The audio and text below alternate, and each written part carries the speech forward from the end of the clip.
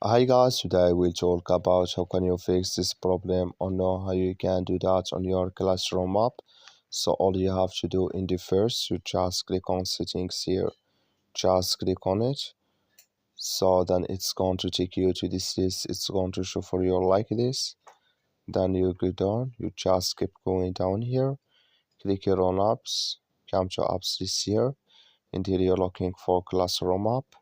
You just click on search, then here add classroom, just click on it. You come to next step here, then you click here on force swap, click on OK. Then you go down, just click on storage. Come to storage list here, just click on clear cache. Then all you have to do, you just turn off your Wi-Fi and turn on it again. Then it's going to work with you. That's all you have to do. That's all. I wish you a great. Thank you for your watching.